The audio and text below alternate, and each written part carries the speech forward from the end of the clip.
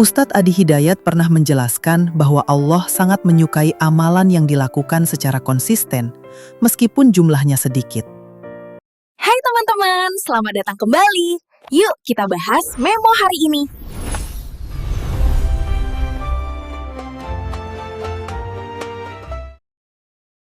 Halo, Assalamualaikum teman-teman.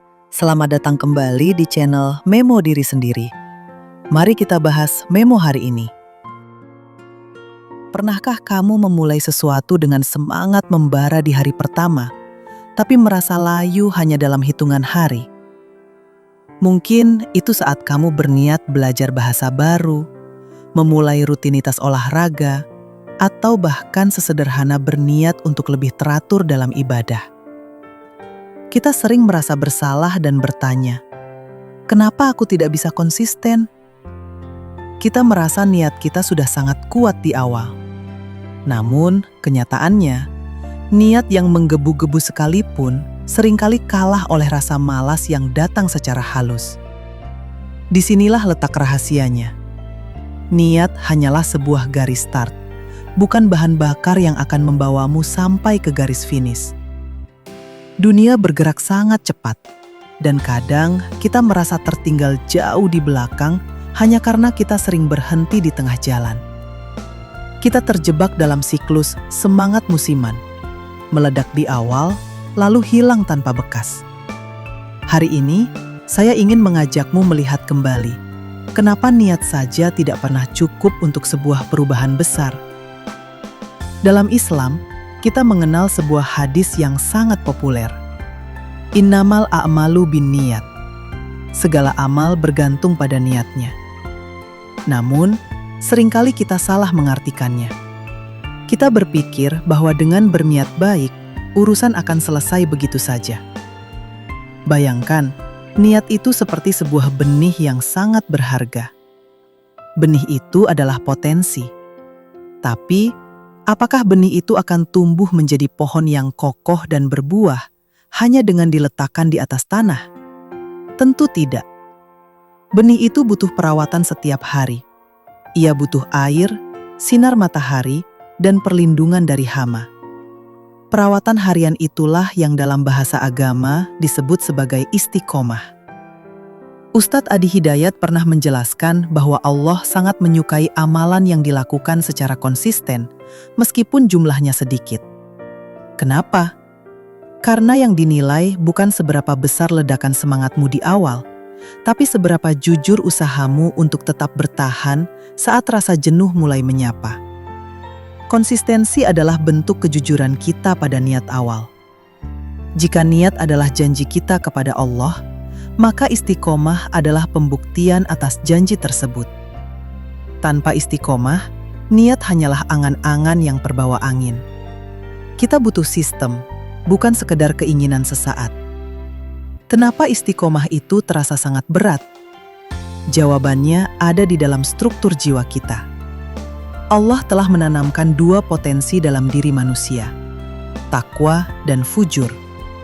Takwa adalah dorongan untuk berbuat baik, sedangkan fujur adalah katalis yang seringkali dibocorkan oleh setan menjadi nafsu atau kemalasan. Setiap kali kita ingin konsisten dalam kebaikan, potensi takwa kita sedang berusaha naik. Namun, di saat yang sama, setan bekerja melalui jalur was-was, sebuah bisikan halus yang masuk ke dalam dada manusia. Ia tidak menyuruhmu berhenti secara kasar. Ia hanya berbisik, "Nanti saja, besok masih ada waktu," atau "Kamu sudah melakukan cukup banyak hari ini." Pertarungan ini terjadi setiap detik di dalam kalbu kita. Itulah kenapa kalbu disebut kolbun, karena ia senantiasa bergolak. Ustadz Adi Hidayat mengingatkan bahwa ibadah ritual, seperti sholat, sebenarnya adalah perangkat yang Allah berikan untuk melatih kedisiplinan jiwa kita. Sholat 5 waktu adalah kurikulum harian agar kita terbiasa teratur dan patuh pada waktu. Ketika kita gagal konsisten, biasanya itu adalah tanda bahwa pertahanan spiritual kita sedang melemah. Kita membiarkan fujur menguasai kemudi hidup kita.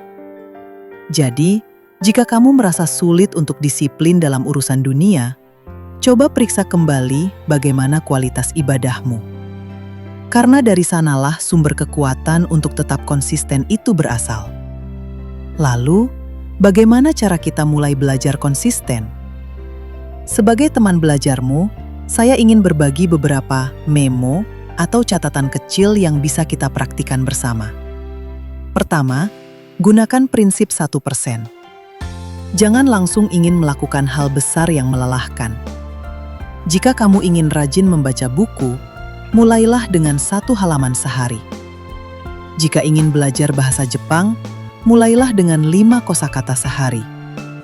Konsistensi lebih mudah dibangun di atas fondasi yang kecil, namun tak pernah putus. Kedua, bangun sistem, bukan hanya niat. Niat adalah alasan kenapa, tapi sistem adalah jawaban bagaimana. Letakkan buku di atas bantalmu agar kamu ingat untuk membaca sebelum tidur. Siapkan pakaian olahragamu di malam hari. Mudahkan dirimu untuk berbuat baik dan persulit dirimu untuk menunda-nunda. Ketiga, maafkan dirimu, tapi jangan menyerah. Ada hari di mana kita mungkin gagal. Itu manusiawi. Jangan biarkan satu hari kegagalan menghancurkan niat yang sudah kamu bangun berbulan-bulan. Jika hari ini kamu gagal konsisten, istirahatlah sejenak. Lalu ajak dirimu untuk mulai lagi besok pagi dengan bismillah yang baru. Teman-teman, perjalanan menuju pribadi yang lebih baik memang tidak mudah. Akan ada saat-saat kita merasa sangat lelah dan ingin berhenti. Di saat itu, ingatlah kembali. Allah tidak melihat seberapa cepat kamu berlari. Tapi Allah melihat seberapa gigih kamu untuk tetap berdiri setiap kali kamu terjatuh. Ingat ya, saya bukanlah seorang guru yang sedang mengajari Anda. Tetapi saya hanyalah memo, pengingat kecil untuk hatimu yang sedang bertumbuh. Jangan pernah menyerah pada dirimu sendiri. Karena Allah pun tidak pernah menyerah memberikan rahmat-Nya padamu. Terima kasih sudah menemani memo hari ini. Mari kita berjalan ke arah yang lebih baik. 1 langkah kecil di 1 waktu. Sampai jumpa di catatan berikutnya. Wassalamualaikum warahmatullahi wabarakatuh.